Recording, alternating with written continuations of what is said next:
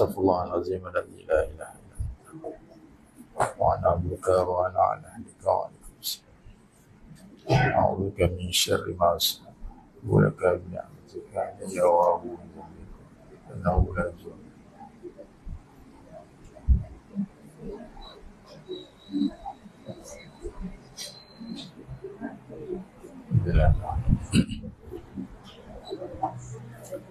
Assalamualaikum warahmatullahi wabarakatuh.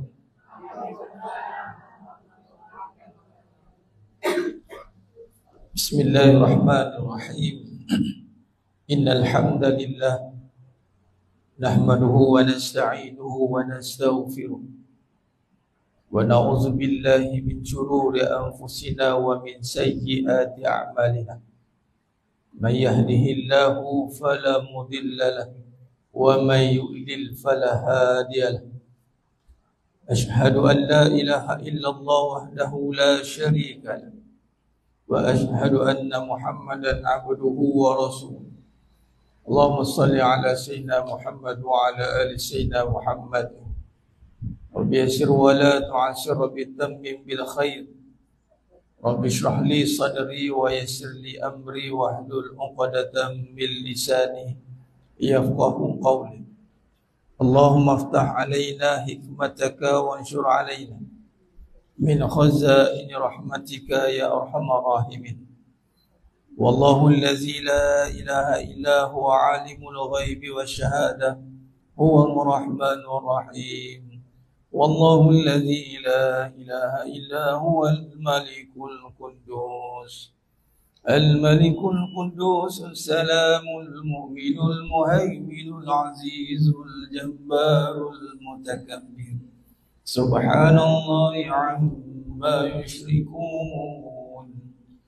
هو الله الخالق البارئ المصور له الأسماء الحسنى يسبح له ما في السماوات والأرض وهو العزيز الحكيم. ولا حول ولا قوة إلا بالله العلي العظيم. ولا منجا من الله إلا إليه. أما بعد أيها المؤمنون اتقوا الله usikum wa iyaya bittaqwallah faqad fazal muttaqun. Sidang jemaah yang dimuliakan Allah Subhanahu wa taala, mudah-mudahan kita semua tergolong dalam golongan hamba-hambanya yang benar-benar bersyukur. Amin ya rabbal alamin. Alhamdulillah, summa alhamdulillah ala kulli hal. Alhamdulillah ala kulli ni'mah. Pertama mula dan selama-lamanya merafakkan setinggi-tinggi syukur kehadrat Allah Azza wa Jalla dan segala nikmat yang telah Allah kurniakan kepada kita hari ini, terutama nikmat iman, amal ketaatan. Mudah-mudahan dengan nikmat ini mas sekalian, kita mampu menghayati erti kehidupan. Yang mana nikmat yang besar Allah kurniakan itu adalah iman. Iman ni sifatnya gaib, dia tak nampak, tapi tak bermakna tak ada. Kalau tak ada iman ni, nak tengok orang tak ada iman ni, tengoklah kehidupannya yang membawa kepada kehancuran sebenarnya. Yang membolehkan kita hidup atas muka bumi ini dengan penuh keselesaan dan ketenangan. Ketenangan itu adalah dengan keimanan. Tapi alangkah malangnya kalau kita tak mampu merasakan nikmat iman itu. Kita mencari selain daripadanya. Apabila kita mencari selain daripadanya, yakni kita tidak mampu, tak mahu, tidak memberikan perhatian tentang iman, yakni tidak memberikan kefahaman yang mendalam. Kita ingat iman itu dapat, kemudian kita anggap dia subur sendiri. Tidak ya maksudnya. Ia mesti disuburkan. Dia mesti dijaga, mesti dihayati, bahawa kita baru boleh menikmati nikmat itu. Adapun sekiranya kita tidak mampu untuk menghayatinya, maka kita telah mensia-siakan anugerah nikmat yang paling besar dan menyebabkan seluruh nikmat dunia yang kita mungkin atau kita sangkakan mampu memberikan kegembiraan, ketenangan, kesenangan, ianya tiada artinya. Kenapa jemaah sekalian? Kerana nikmat yang paling besar kita tak mampu nak hayati. Bagaimana kita nak melihat nikmat yang kecil-kecil ini? Yang besar pun ibaratnya kita tak mampu nak bernafas, macam nak hidup? Ibarat macam itulah. Nafas pun tak boleh, nak hidup. Nak pergi makan-makan, nak pergi jalan-jalan, macam itulah. Nak pakai itu, nak pakai ini, nafas pun tak boleh. Macam itulah. Bila iman kita tak mampu kita rasai, bagaimana kita nak menikmati hidup ni? Kerana hidup ini hanyalah penterjemahan iman. Hidup. Apa maksud penterjemahan iman? Maknanya kalau kita rujuk kepada perbahasan tauhid, kenyataan ataupun zahir pada kejadian makhluk alam yang kita lihat, itu menyatakan kekuasaan Allah, menyatakan wujud itu sifat Allah, bukan sifat makhluk. Jadi hidup ini menyatakan iman. Tengok di alam, tengok bangunan, tengok pokok, tengok semua yang kita tengok hari-hari ni, kita bukan nampak bangunan. Patutnya bukan nampak pokok, nampak orang kosong, bukan. Sebab tu kalau siapa yang tidak mampu melihat dengan iman ataupun tidak mampu menambah keimanan dia dengan melihat kejadian alam ini, maka bosanlah hidup dah. Tahulah Ustaz, tengok benda sama je. Boleh kiri sama, kanan sama, depan sama. Bosan tak? Apa nak lagi? Tak ada apa dah. Lepas tu mencari benda lain.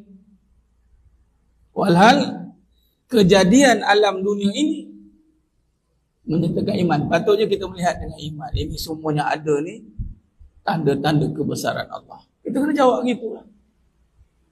Menunjukkan akhirnya nanti apabila kita ni mampulah kita hayati bahawasanya walaupun kita melihat perkara yang sama, tetapi mudah-mudahan ia tidak memberi rasa yang biasa. Contoh solat.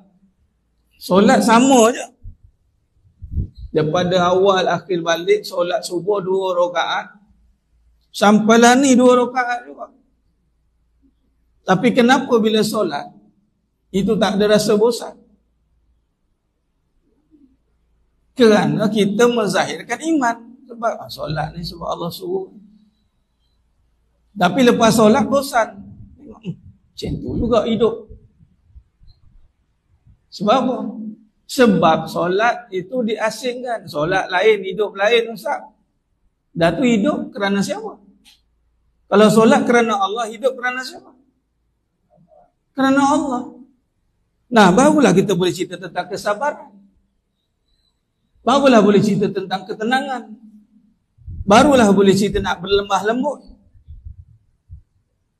Kalau kita tidak mampu melihat semua yang ada ini dengan iman dengan Allah, kerana Allah, sabar pun tak ada, tenang pun tak ada, lemah lembut pun tak ada. Sekejap lah boleh. Time orang buat baik, kita bolehlah buat lemah lembut. Tunggu orang buat jahat lagi, kita tunjai muka dia lagi. Kau ingat aku apa? Sekali buat lembut, aku sabar lagi. 2 kali aku sabar lagi. 3 kali hilang sabariah. Nama sabariah. Sabar tak ada. Kamu jangan nanti, kamu jangan cuba-cuba. Jangan ingat aku pergi ngaji hari-hari aku jadi malaikat dah. Aku boleh jadi iblis tau. Jangan. Jangan ingat aku jadi malaikat ni. Kamu tak tahu kisah silam aku macam mana. Buka pula semua cerita. Habis. Lain sekali, penat aku jadi baik. Penat jadi diri sendiri. Diri sendiri mana? Dia mempening diri sendiri yang mana kan? Jadi kat sinilah kita melihat jemaah yang muliakan Allah SWT. Dalam fasal membincangkan kesabaran, ketenangan, kelembutan, Riyadhus Shalihin ini, kita mula memahami dengan sifat. Yang kita nak bincangkan adalah sifat. Sifat yang tidak ada pada diri kita. Memang tak ada. Kesabaran tak ada pada diri kita. Tak usah sembahlah, saya tahan sabar, Ustaz, saya tahan sabar. Bohong. Sekarang bolehlah, tak ada orang cucuk, tunggu cucuk lagi. Tak kena batang hidung, tak kena orang kata apa, isu dia. Tak usik pasal anak ke, tak usik pasal harta ke, tak usik laki aku ke. Contoh kan. Saya bukan kata tak setuju, Ustaz. Saya setuju, yang penting bukan suami saya. Itu saja. Jangan kacau tentang aku. Sebab apa? Sebab sabar bukan kita punya. Apa bukti sabar dari kita? Mana ada sabar nama Allah? Bukan sabar dengan saya, sabar dengan sifat Allah. Ya Allah, bagi aku kesabaran. Allah menja'alni sabura, jadikan aku orang yang sabar. Bukan sabar tu aku. Tak ada. Sebab tu jangan terkejut. Kita boleh berubah perwatakan kita. Daripada nampak macam bidadari, boleh jadi langsui di siang hari.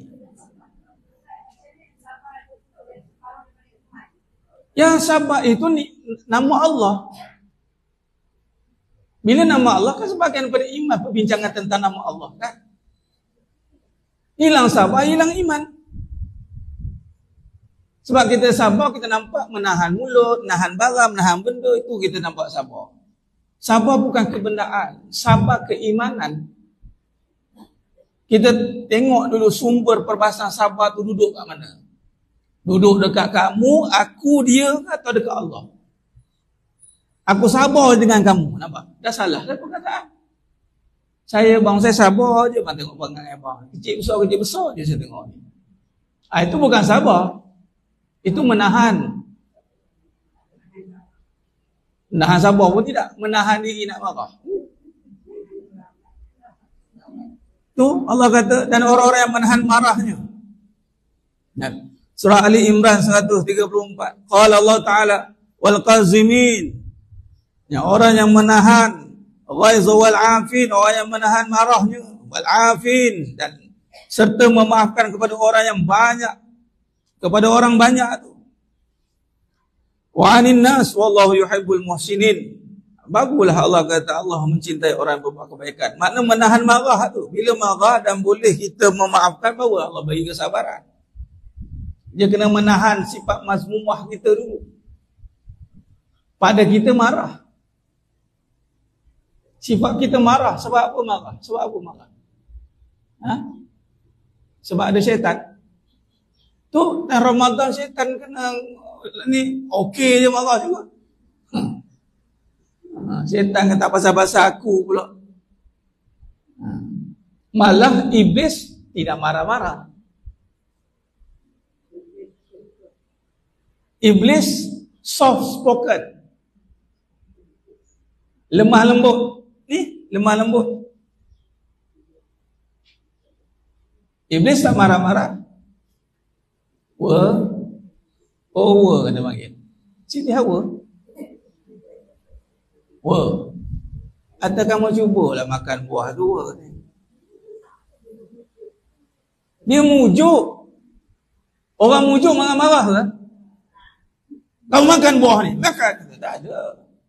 Kamu sayang kat aku. Tak ada. Mujuk ni dengan alladhi waswisu fi hembusan. Hawa. Kamu jangan percaya sangat suami kamu tu. Kamu jangan percaya sangat suami kamu tu. Slow je. Nama pun menggo. Kita saya nak suami yang lembut, suami yang menggoda. Iyalah tu. Salah letak faham menggoda lemah lembut, habis ke dunia semua pergi. Dia lemah lembut ni ada tempat dia. Itu panggil hikmah. Tak semua benda nak dilembutkan. Kalau tak adalah peperangan. Kalau lah Islam ni tertegak dengan lemah lembut, rasa tak ada peperangan. Perang tak ada. Mati tak ada. Mati dalam perang tak ada. Ini ada peperangan. Kelembutan itu adalah kita berlapang dada, sikap atau sifat nak menerima sifat Allah tu kena dengan lembut. Bukan dengan orang semata-mata. Kita kena membina sifat afiah ni. Yang memaafkan ni adalah dengan kita melihat kembali diri kita itu mesti kena tunduk dengan Allah. Itu kata kena ada kelembutan sebenarnya. Nak tunduk bukan dengan orang, dengan Allah. Kalau tak lembut, macam mana nak tunduk? Iblis tu dia keras. Abah wasab, keras gitu. Tu maksudnya, bila dia lemah lembut, maksudnya dia baik, dia surrender dengan Allah. Kalau Allah kata sujud, dia sujud. Atau kata lemah lembut tu. Bukan dia lemah lembut dengan orang, tapi dengan Allah dia cengeng. Ni hak saya. Yang sakitnya saya. Yang kenanya saya. Sampai bila saya nak sabar? Atau nak lemah lembut dengan orang. Sebab apa? Yalah, kita ni kan Nabi suruh buat lemah lembut dengan orang. Dengan Allah kamu lemah lembut tak?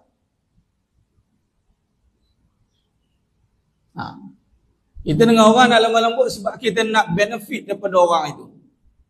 Kita nak ambil kesempatan. Daripada kelembutan, maka kita akan dapat manfaat. Tapi kalau tak dapat apa yang kita nak, tengok automatik bertukar jadi kasar. Automatik. Tak percaya tengoklah. Sebab tu lemah lembut ni tak terpakai pada manusia ni. Ni pengamatan dan kajian saya tentang sifat jemaah sekalian. Saya bercakap ni realiti. Dan bila kata realiti bukan sekadar akal semata-mata, tapi ianya terjemahan daripada nakli. Ini Al-Quran yang mengatakan manusia ni sifatnya berbolak-balik. Ajilah, gopoh kapah. Tengah nak bagi elok, dia datang. Cuba tak bagi, tak tengok anak kita. Tengah nak bagi, dia datang elok. Cuba kita, mengamuk dia terus kat situ. Betul tak? Sama lah mak ni pun. Jadi perbahasannya dengan Allah. Tengok, Allah mencintai orang yang berbuat baik. Jadi sebelum kita nak melakukan sesuatu, nak menahan marah kita, memang sifat kita amarah. Dan kata sifat kita ni ada api itu syaitan. Memang ada kemarahan. Tapi ingat, ketua syaitan itu iblis, dia tidak marah-marah. Iblis ni, dia punya marah dia sampai bertukar menjadi dendam. Dendam ni tak perlu marah-marah. Dendam ni cukup dia kata apa? Dia cakap macam ni ya. Mati kau. Sambil senyum. Macam mana tahu dia marah? Macam mana nak tahu dia marah? Dengan keadaan dia tengok kita, mati kau aku kerjakan. Sambil senyum dia cakap. Dia cakap apa? Lemah lembutnya dia, ya Allah. Sambil dia cakap tu, mati kau aku kerjakan. Apa tu tu? Sihir. Sihir bukan baling kayu. Faham? Itu bukan sihir. Ambil kayu balik. Hembusan. Sambil bercakap, Jemaah, kau dulu kan. Sambil dia biji-biji muka kawan. Okey. Kau ingat kau seorang je boleh. Kau tunggu lagi marang sekapu, marang skeper, marang itu datang dari kita pun apa sejuk-sejuk. Dia tak datang api, dia api boleh lari tuan. Yang jemaah yang mulia kata, kalau api yang datang, lari kita. Ini hembusan. Seram sejuk lah. Siapa ada pengalaman seram sejuk? Mana nak kena tu? Tak ada lah gitu. Ini pantai semua seram sejuk kena. Tapi itulah sifat dia. Tiba-tiba seram sejuk. Meremah, dah faham. Meremah. Dia kena faham dulu lembut ni. Sebab tu kena tajuk ni. Memang kena lah. Memang kena sangat lah. Kita ingat semua lembut, semua betul. Tak. Semuanya marah, semua salah. Tidak. Kita nampak anak kita main tengah jalan. Kereta lalu. Kita nak lemah lembut ke kita nak kasar? Kalau kita lemah lembut pula orang kata bodoh kamu ni. Betul. Anak kereta. Ya Allah. Memang siap lah. Sila ibu lantap cakap. Dia nampak anak dia rentap kawan tu. Tergolek kawan tu ke tepi. Menangis dulu. Tambah kita tipai lagi. Terpinga-pinga kau dapat. Kamu tahu tak? kereta. Itu marah. Ada sifat yang mungkin di mata kita nampak salah, tapi betul tempatnya. Ada sifat yang nampak betul, tapi salah kegunaan. Sebab tu kita kena lihat sumber untuk melakukan sifat mesti berbau kepada mencintai Allah. Dan kalau kita lihat dalam surah Al-A'raf 199, waqala Allah Ta'ala khuzil afwa wa'mur bil ma'ruf wa'rid 'anil jahilin. Berilah pengampunan, perintahlah kebaikan dan janganlah menghiraukan kepada orang-orang yang bodoh.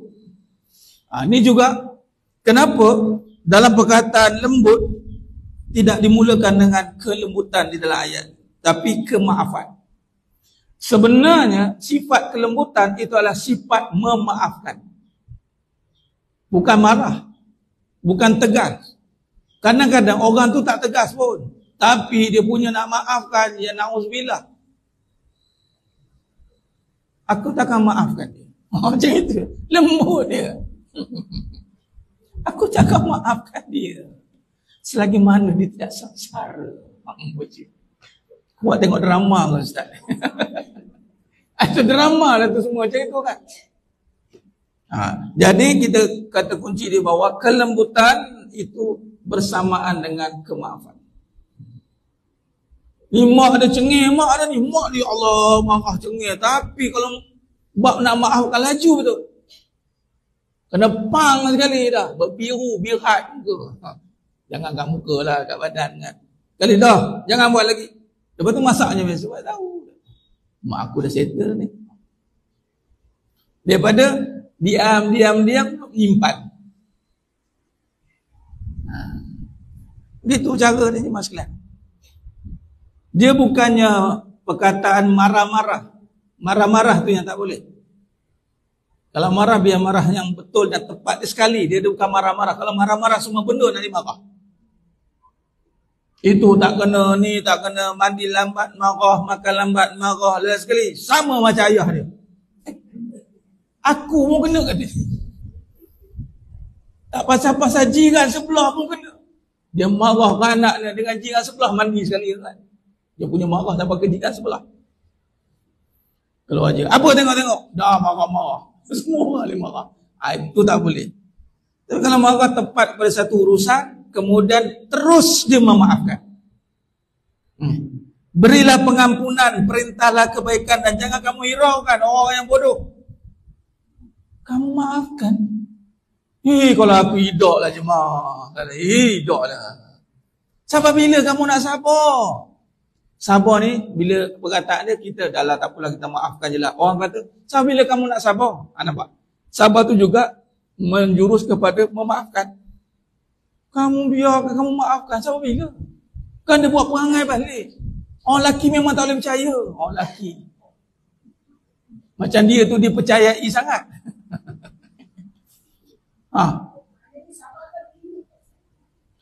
Di mana limitnya? Bila soalan ada limit, kita tanya balik, di mana limitnya? Kenyataan itu diletakkan di mana? Kebiasaannya bila orang tanya, selagi aku boleh sabar, aku sabar. Okey, dia cakap tu dia letak kat mana sebenarnya?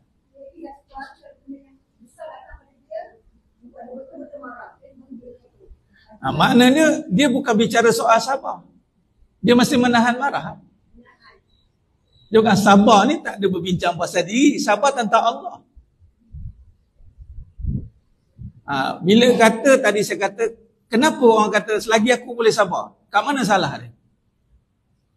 Aku boleh sabar. Hang sabar. Mana ada aku boleh sabar? Kita hanya boleh menahan marah je. Sabar tu milik Allah. Ya, menahan marah. Marah tahan, nak marah tahan. Habis duk memendam. Tapi sebab dia tak ada kemaafan, sebab tu dikaitkan marah dengan maaf, nampak ni? Dan kita bila nak melakukan suatu, bila persoalan timbul tentang sifat, sampai bila, sampai tahap mana, kita ingat balik. Bila Allah kata, aku suka. Kalau Allah suka, jadi kita ambillah peluang dengan sifat itu. Biarlah orang tak suka, tolong nampak Allah. Wa'arid 'anil jahilin. Pedulilah orang bodoh. Tu ayat dia. Orang cakap kamu nak sabar, kamu nak maafkan, apa kamu dapat? Jawab, aku dapat Allah lah. Allah yang menjadikan dia, Allah menjadikan kamu. Kalau aku tak dapat Allah, aku hilang semua. Orang ni dia akan bagi nasihat seakan-akan dia boleh menyelamatkan hidup kita. Seakan-akan. Walau hidup dia pun tak selamat juga. Lebih baik kita tengok apa nasihat Allah. Ni Allah nasihatkan ni, nampak? Allah nasihatkan apa? Berilah kemaafan. Allah tak kata, ingat 10 kali je bagi maaf, 11 jangan dah. Tak ada. Sebab tu saya cakap, siapa yang letakkan had? Kita. Sedangkan Allah tak kata pun kemaafan hanya boleh diberi setelah 3 kali dia berbuat jahat. Kali keempat jangan bagi. Tak ada. Malah Allah SWT ni, bila kata mengaji bab sifat Allah, kita kena belajar dengan Allah. Jangan belajar dengan orang. Dengan Allah pula kita lihat Nabi SAW. Sifat Allah Ta'ala ini, Nabi kata apa? Datang sahabat maupun hadis. Ya Rasul, ada seorang ini dia buat dosa, kemudian dia minta ampun pada Allah. Kemudian dia buat lagi, minta ampun lagi. Dia buat lagi, dia minta ampun lagi. Apa kata Nabi? Teruskan minta ampun. Kerana apa? Kerana Allah Maha Pengampun. Tak ada limit dengan Allah. Tinggal lagi bimbang. Bila buat dosa berkali-kali, kita bimbang, kita yang tawar hati nak minta ampun dengan Allah. Allah tidak, Allah buih di lautan dosa kita pun diampunkan. Wa imma dosa sesama manusia Allah tak masuk campur kan. Tetapi Allah juga yang memegang hati manusia untuk melembutkan dia. Akhirnya, dah lah ampunkanlah. Nampak ni, berilah pengampunan ni bermaksud sebenarnya dah tak ada dah wujud dosa sama manusia sebenarnya. Dah kamu nak bengkok hati tu apa, sama ke muka-muka bengkok tu apa. Menahan nanti mau kembung muka. Allah kata, ampunkan je lah. Aku nak bagi kau syurga ni. Nabi SAW ketika berhadapan dengan puak Aus dan Khazraj yang bergaduh 7 keturunan tak habis. Aus dan Khazraj yang dinamakan kaum Ansar. Kan? Antara kesan Islam yang besar sekali adalah memadamkan permusuhan. Iblis meniupkan permusuhan. Islam memadamkan permusuhan. Bukan nak memenangkan dia, tapi nak memenangkan Allah. Akhirnya Nabi kata apa? Nak syurga tidak? Nak. Berdamailah. Jadi kerana iman, kita memaafkan. Dia tak ada limit. Memang sakit, memang susah sebab kita tengok depan mata kan. Atau kalau cuba nampak syurga depan mata, agak-agak kira kata orang yang buat hal. Sebab kita tak nampak. Sebab tu Allah kata, wa'arid anil jahilin, pedulikan orang-orang bodoh. Ni orang-orang jahil. Baca bodoh ni mudah faham tak? Jahil ni orang yang bodoh lah. Atau pedulikan orang-orang yang jahil, tak tahu apa benda. Sifat Allah tak kenal, apa yang Allah nak bagi tak kenal. Dia lupa janji Allah. Sebab tu antara sifat. Kadang-kadang kita contoh. Orang ni, ambil contoh iblis. Dia beramal tapi sifat maaf tak ada. Amalan dia sia-sia. Dia beramal sikit. Sifat tu ada. Bila sifat pemaaf ada, dia mesti suka minta maaf. Bila dia suka memaafkan, mesti dia suka minta maaf juga. Jarang orang yang memaafkan tapi dia tak suka minta maaf. Sebab dia sifat yang bergandingan. Maka dia minta maaf, bermaksud walaupun amalan dia sikit, tetapi dia selalu minta maaf dengan Allah dan sesama manusia. Maka habuannya Allah ampunkan seluruh dosanya. Besarnya sifat pemaaf. Contoh, nak bandingkan, nak cerita besar pemaaf. Kita ada 1000 amalan. Ada 1 dosa, 1000 amalan, 1 dosa. Tapi dosa ni memadamkan semua amalan. Apa dosa dia? Dosa takbur. Takbur. Bila tak nak memaafkan, datang takbur. Takbur ni apa? Meremehkan. Aku dah buat apa? Dia buat aku. Sumpah simpang malaikat, sumpah semua keluar. Malaikat 44, 66 semua nombor keluar. Dosa lain dia tak buat. Dia buat satu ke? Habis semua amalan 1000, bukan kata 1000, berjuta amalan habis. Itulah iblis. Dia ada satu je amalan, satu je. Tapi dia ada keampunan. Mana dosa tak ada? Amalan satu, tapi dosa tak ada. Boleh jadi dosa tak ada? Boleh tak? Boleh lah. Sebab apa? Minta ampun ke Allah. Dia bukan kira banyak amal, dia kira Allah ampunkan tidak. Sebab itu yang paling utama memohon keampunan. Sebab itu dalam kita tengok dalam bulan Ramadan Al-Mubarak, nisfu Syaban, apa yang Allah tekankan? Keampunan. Kita nak mencari amalan. Even kita beramal pun jemaah sekalian, sebenarnya nak mengharap keampunan. Nak menukar balik setiap keburukan yang kita lakukan dengan kebaikan. Jadi sebenarnya kerja utama kita dalam sifat lembut ini sebenarnya adalah memohon ampun. Dan juga sabar tu juga boleh kita namakan juga memohon ampun. Dan bila ada keampunan, meminta ampun, maka Allah berikan kesabaran dan Allah bagi ketenangan. Cuba kalau kita riliskan dalam hati, tak boleh aku maafkan, lapang hati. Lapang selapang. Walaupun kita ada hak yang perlu kita ambil. Contoh kita nak menuntut hak kita, ya kita ada hak atas perkara itu. Tetapi kita menunaikan hak kita kepada Allah dengan memaafkan dia. Silat lagi bulan, apa yang kita nak tuntut tu kita tak ambil. Tak apalah. Siapa kamu tak minta ke dia? Nak minta apa, hati dah lapang. Habis tu hilang uji tu. Tak hilang. Kenapa? Janji Allah, kita redha dengan kehilangan. Allah ganti yang lebih baik. Kalau kita nak tuntut juga, silalah. Tapi kalau boleh tahan hati itu, silakan. Agak-agak dia biasa kalau menuntut ni, jarang nak menahan hati tu.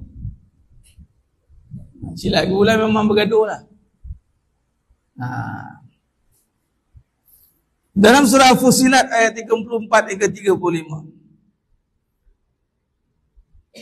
Wa qala Allah Ta'ala wala tastawil hasanah wala sayyi'ah.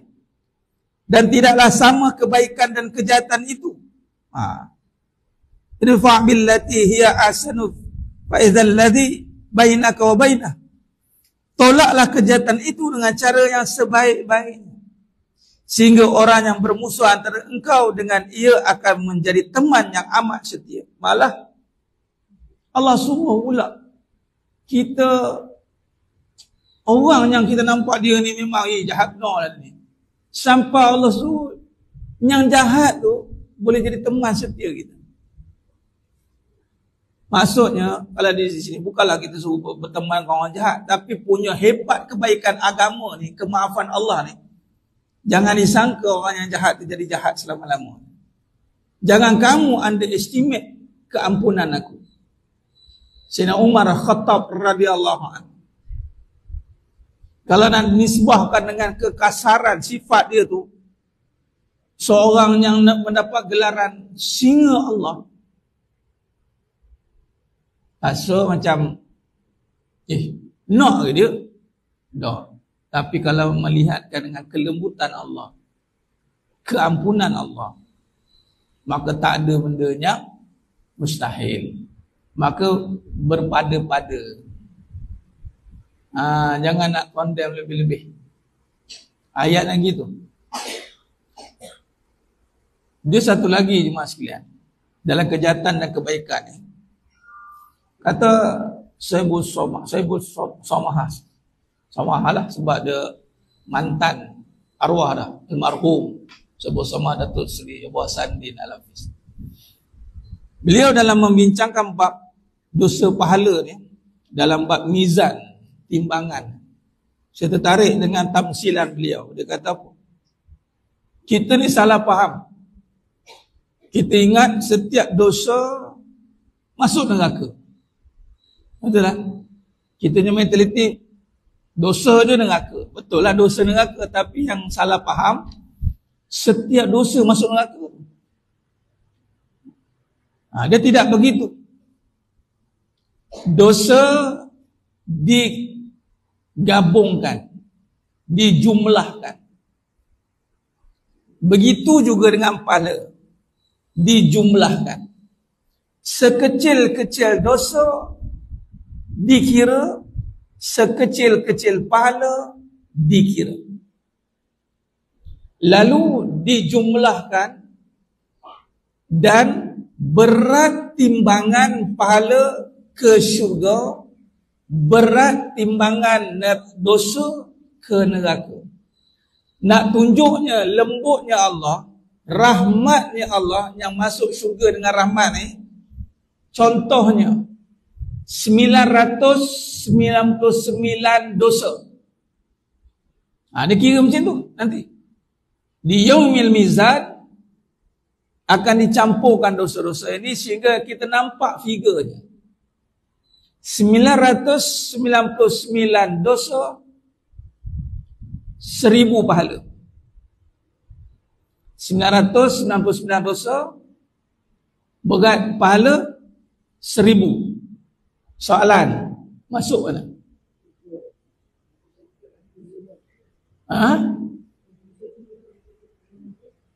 Masuk syurga. Lebih satu je Ustaz. Ayatnya bukan lebih satu dua. Berat mana? Habis Ustaz yang 999 dosa tu?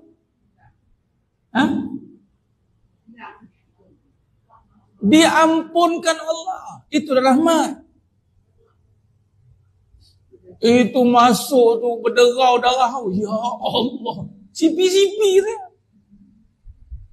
Ini kalau ikut orang macam ni lah. Ini kita bagi contoh. Ini almarhum bagi contoh. Mana sehari jahat, sehari baik. Sehari jahat, sehari baik. Betul. Dia tak tahulah mana dia ni. Contoh.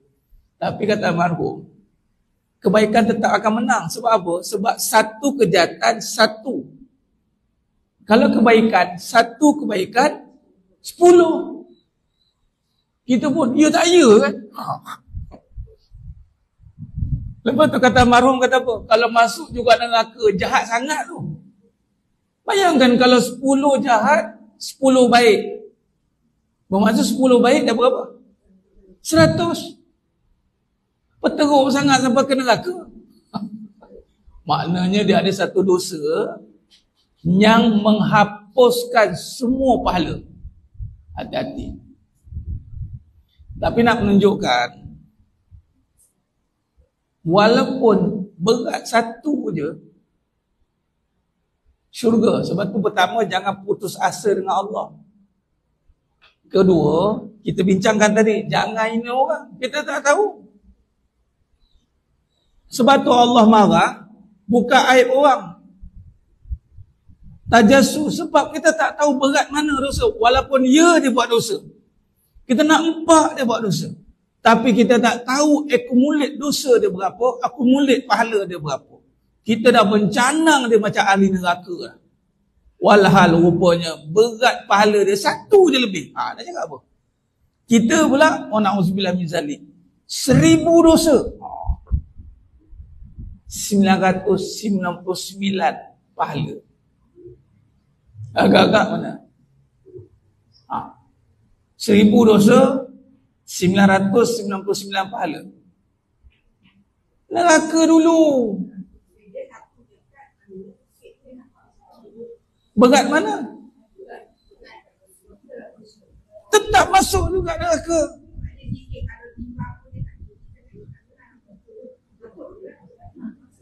Dia tak boleh gitu. Mana berat? Kalau Allah dah negotiate berat satu pahala pun ke syurga, itulah adil Allah. Berat satu dosa pun. Ini yang mengelapah kat situ tu. Dan di sinilah perlukan macam Hajah cakap, syafaat bagi Nabi Muhammad sallallahu alaihi wasallam. Baru faham perlukan syafaat tu kat mana. Kes-kes yang sipi-sipi. Maka Nabi pun datang memberi syafaat kepada sipulan yang layak, maka beratkan timbangan pahala dia. Barulah dikira berat. Ayatnya bukan banyak. Banyak belum tentu berat. Kita beli ajar-ajar semua pergi pasar. Saya pun pergi pasar. Saya ni mak suruh pergi pasar daripada jajah 3 sampai jagut panjang ke sini pun. Karet. Belikan mak ayam, ikan. Ni buat list. Bukan satu rumah. Berumah-rumah. Amin. Arwah tok saya pun sama. Ngirakan barang dapur. Jadi kalau jumpa saya kat pasar tu, jangan malu tegur lah. Ni macam Ustaz Farid. Ya betul saya. Saya pilih ikan, pilih sayur. Suami soleh. Nak ceritanya, kawan tu beli sayur 1 troli. Banyak dia beli. Yang seorang tu beli ketam 1 bungkus ya. Ketam je. Jom kita timbang. Yang sayur banyak, timbang ringan. Bayarnya lah RM20. Sekali kawan timbang ketam, senyum. Ada 4 ekor. Timbang. Tu dia 60 lebih. 70 lebih. Nana pula ketam nipah bunga macam kembang-kembang kan. Yang biru-biru tu. Ini berat ni bulan penuh tu. Memanglah kawan tu yang banyak sayur tu macam gini. Nampak dia sibuk tu kan. Banyak pegang sayur. Yang kawan tu pegang ketam je. Sebab itu nak beritahu, bukan yang kira banyak. Yang kira yang berat. Sebab tu setiap amalan lain-lain darjat dia. Dan darjat yang paling berat sekali timbangan adalah perangai. Sifat ni. Kalau ada sifat pemaaf itu, dia punya pemaaf dia 20 tahun. Tak tahu berat macam mana. Sebab kata Nabi SAW, antara yang paling berat timbangan di hari mizan nanti adalah akhlak yang baik. Akhlak merujuk sifat. Sebab itu kita kena pandang dengan sifat kebesaran Allah. So lihat begitu Allah kata.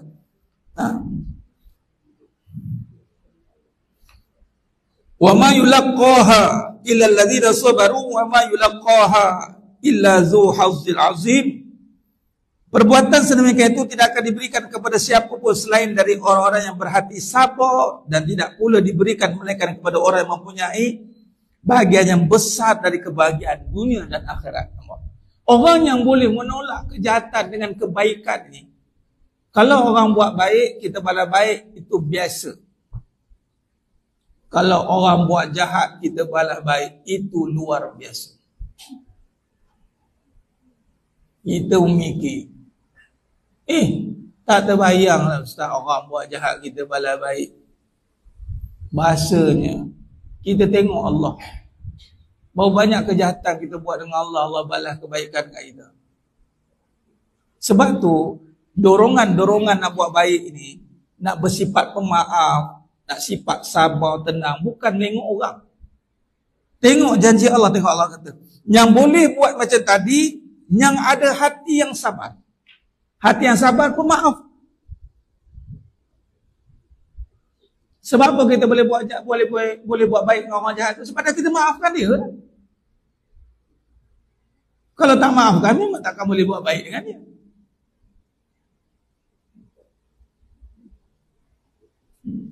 Isteri kita buat jahat berkali-kali, kenapa awak baik lagi dengan saya? Sebab saya dah maafkan awak. Itu je lah. Suami kan. Yang suami pula, abang dah buat jahat berkali-kali, kenapa awak boleh terima lagi abang? Sebab saya dah maafkan. Udahlah. Awak dapat apa? Dapat pahala. Dapat Allah.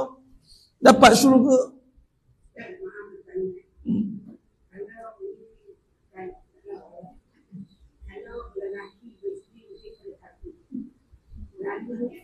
Oh, dia macam orang lain lah. Macam mana?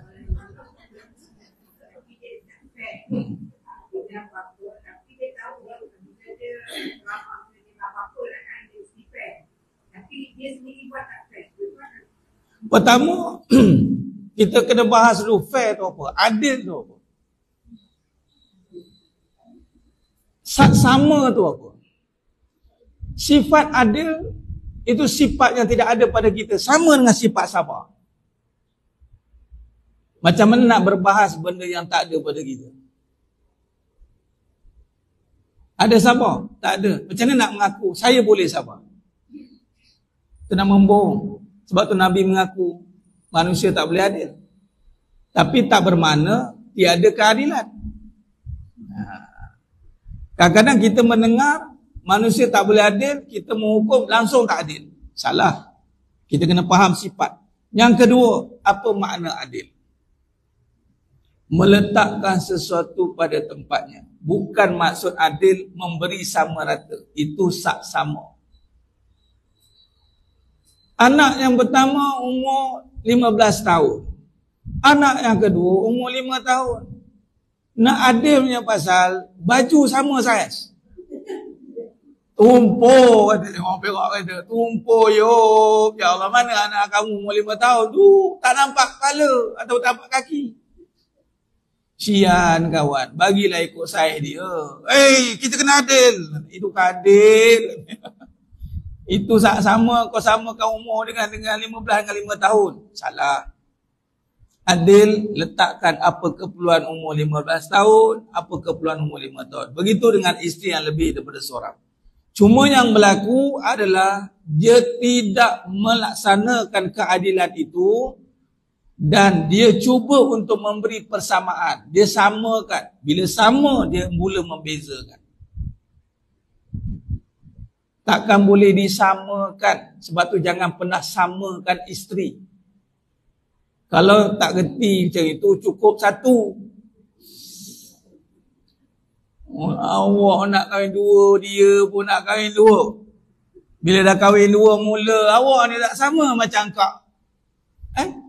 Awak saya nak sama. Bila timbul nak sama, maka tidak adil. Itu yang kita faham tak adil tu. Sebab apa tak adil? Dia tak meletakkan pada tempatnya. Isteri yang baru dengan cara baru. Isteri yang lama dengan cara yang lama. Yang lama tetap berbisa. Faham? Otai masih berbisa. Sebab itu jangan dilakukan syariat apapun dengan nafsu semata-mata. Bila nafsu semata-mata maka timbullah persoalan jahat tadi. Jadi caranya adalah pertama melihat dengan sifat ya Allah, adil bukan sifat aku ya Allah. Bantu aku untuk memberi keadilan. Itu doa. Maka Allah akan bantu kita nak memikirkan isteri pertama macam mana, isteri kedua macam mana. Yang kedua, Allah tidak akan pernah samakan. Masing-masing ada keistimewaan tersendiri. Takkan pernah sama. Bila kita lihat dengan kasih sayang Allah, ini pula sifat, mesti kita sayang sana lebih sini kurang. Di mana ukuran lebih dan kurang itu? Sebab itu, larangan untuk melebih dan mengurangkan bersandarkan layanan. Yang kedua baru layan lebih. Yang pertama tak layan dah. Sayang yang kedua. Itu berdosa. Sebab sayang bukan diukur dengan layanan. Tak bermaksud layan lebih, sayang lebih. Kadang-kadang dia layan lebih, ada udang di sebalik mi. Jadi yang buat kena berilmu. Sebab tu orang yang berkahwin lebih ni, kita beranggapan dia sudah ada ilmu yang lebih. Kalau dia tak ada ilmu yang lebih, maka kita nampaklah kepincangan, kehancuran, kerosakan. Kalau berlaku begitu, maka jawapannya mudah, dia tak ada ilmu. Itu saja. Apa yang dia ada Ustaz? Nafsu je lah. Itu je lah. Itu pun minta maaf cakap. Saya cakap ni dekat Pasir Berdengung. Bakal tak ajar tadi kan. Tak macam Ustaz, macam lain contoh. Betul lah tu. Saya tak macam itu. Saya lebih ke?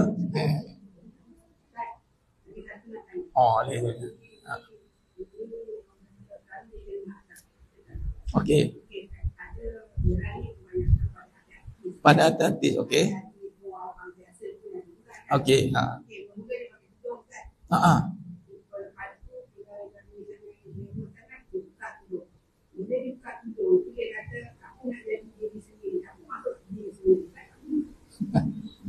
Okey. Baik. Bila kita melihat sesuatu keadaan yang bersalahan dengan syariat Allah, salah lah tu. Pertama, lihat dengan keampunan Allah. Itu nombor satu. Mudah-mudahan Allah ampunkan dia. Mudah-mudahan Allah beri dia petunjuk untuk diberi kekuatan untuk melaksanakan syariat Allah. Sebab tu berhati-hati berbuat baik bukan kerana Allah. Pakai tudung bukan kerana Allah. Tutup aurat bukan kerana Allah. Sebab dia akan berlaku perubahan. Bila sebut aku nak jadi diri sendiri, kita bimbang diri sendiri yang sebenarnya adalah dia sebenarnya tak nak melaksanakan syariat Allah. Membentak dia. Hati dia menendang-nendang untuk melakukan syariat Allah. Maka diri sendiri yang dimasukkan adalah merujuk kepada keburukan itu. Kita tak nak diri itu yang keluar. Kita ada dua penterjemahan, diri yang baik, diri yang buruk. Ada pun orang kata macam ni, dia tu dah berubah pakai tudung labu elok dah. Sekali orang cakap dia dulu diri dia tak macam itu, aku tahulah dia macam mana. Aku kenal lah dia. Kita mau jawab, yang kamu sibuk dengan diri yang dulu tu apa? Dia dah ada diri dia sekarang. Dia dah jadi diri dia sendiri dah sekarang. Sebenarnya diri dia yang mana akhir itulah diri dia. Dulu bercampur aduk dengan keburukan, itu bukan diri dia. Sekarang diri dia, dia dah elok tutup litup dah. Keburukan dulu itu diri yang terpengaruh dengan nafsu. Sebab tu kita ni tak tahu yang mana satu. Boleh jadi diri kita tu diri yang jahat. Wa na'udzubillah min zalik. Dulu dia tu baik, ya Allah. Tudung dia sampai ke lutut, aku tengok. Tudung sampai ke lutut. Itu telekung, ya Allah telekung. Dia tengok mandiang pakai telekung. Sekarang yang uzbillah min zalik. Dah tak rupa macam dulu dah. Kita risau orang cerita baik kita dulu, sekarang kita jahat. Dan kita buat statement, saya nak jadi diri saya. Diri yang mana? Diri yang akhir tu lah. Wa na'udzubillah min zalik. Hati-hati. Walaupun timbangan tu nanti kita tak tahu mana berat mana ni.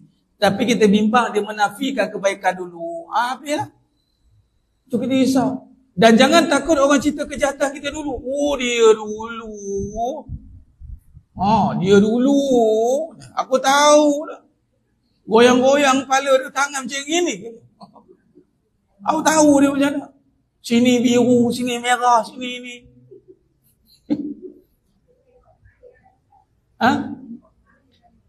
Nah, kita akan tengok akhirnya bagaimana. Dan jangan takut orang cerita buruk yang dulu. Kerana yang penting sekarang kita bagaimana.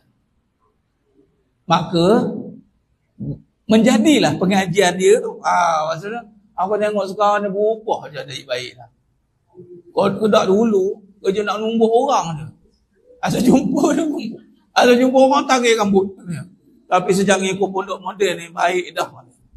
Tudung pun seragam aku tengok. Alhamdulillah.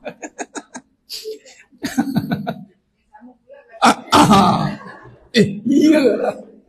Sama pula kita pakai hari ni. Janji tu alhamdulillah. Kalau orang kata begitu, alhamdulillah.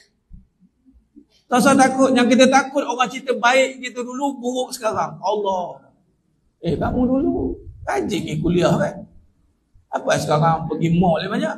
Sudah ada. Ya ke? Kita pula tak perasan.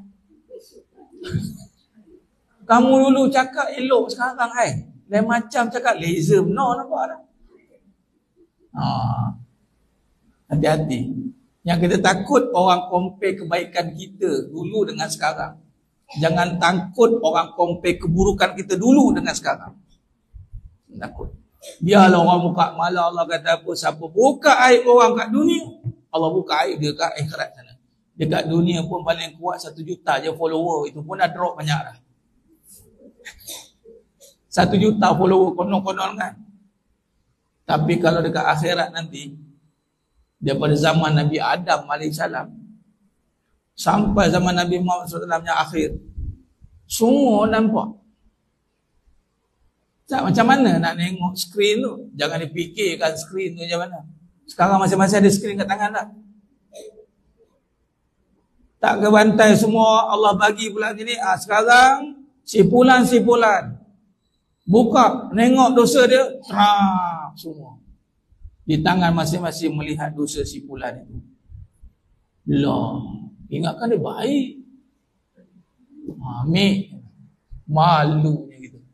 Kalau setakat kat dunia ni tak usah bimbang. Biar orang cakap.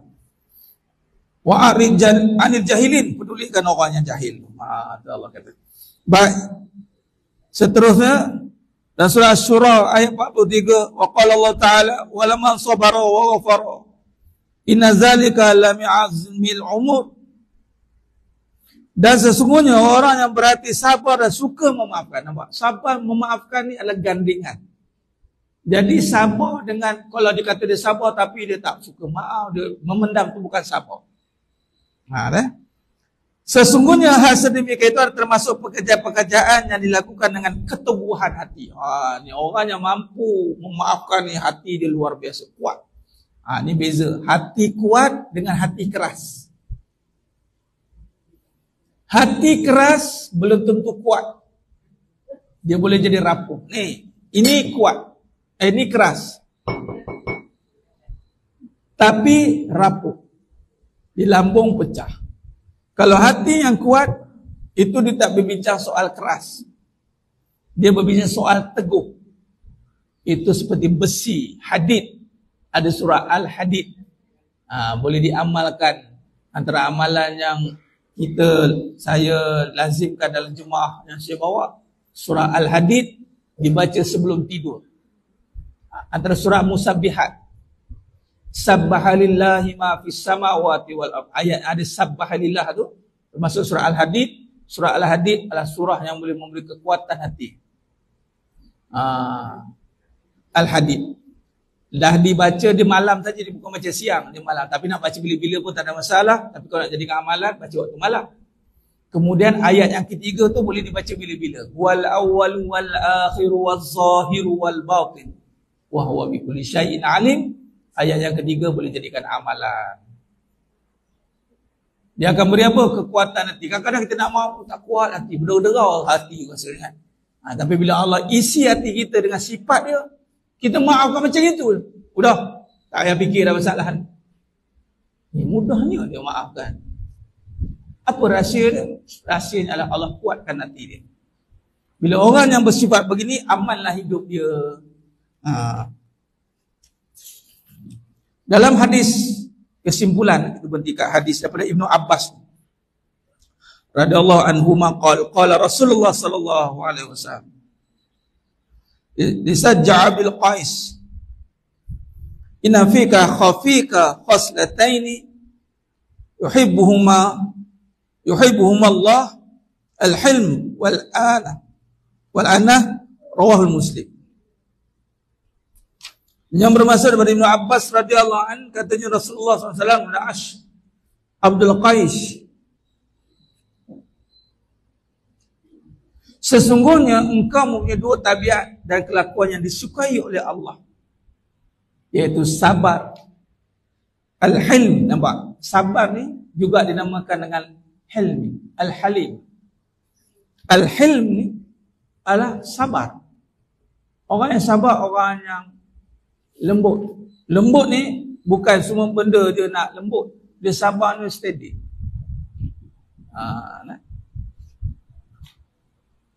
Dan ketenangan. Tenang ni Allah suka. Jadi adakan dua sifat ni untuk disukai oleh Allah. Tenang dan sabar. Macam mana intipati tenang dan sabar? Memaafkan.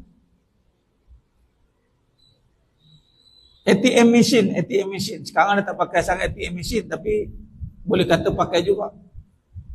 Kita dah bersedia untuk memaafkan. Maaf baki tidak mencukupi, saya maafkan. Kan dia tulis nak keluar duit, maaf baki tidak mencukupi.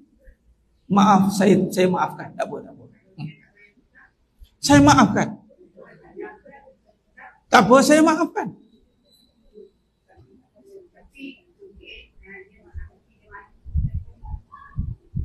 Saya maafkan. Dia kena ulang berkata saya maafkan. Tapi tak bermakna kita tak minta. Biasa maaf ni kerja hati. Kerja minta lah. Hutang lah. Malah kita nak maafkan. Contoh orang tu hutang kita. Siapa yang menangguhkan pembayaran hutang itu? Tak kisahlah alasan orang tu nak nipu lantak dia lah. Katalah dia hutang kita RM10,000. Setiap hari kita infak RM10,000. Setiap hari ikut amount hutang. Kalau kita orang yang cerdik, kita sambil orang hutang sambil tersenyum gitu. Apa yang kau senyum orang hutang?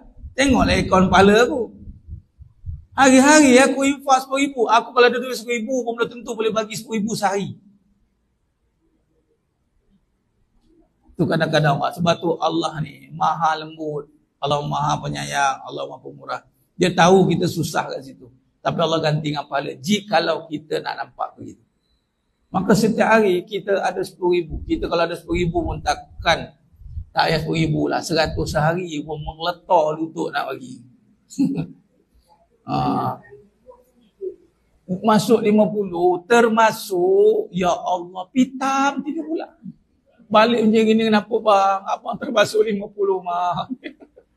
Ikhlas abang tahap RM5 je. RM45 ni kan besok dah pergilah jumpa JK balik, bagilah return balik RM45. Memanglah ikut kadar iman kita tapi belum tentu. Tapi kalau Allah uji begitu tadi, maafkan kerana kita dapat buat. Tapi kalau dapat balik bayaran, alhamdulillah. Kalau tak dapat, kita dah maafkan dah.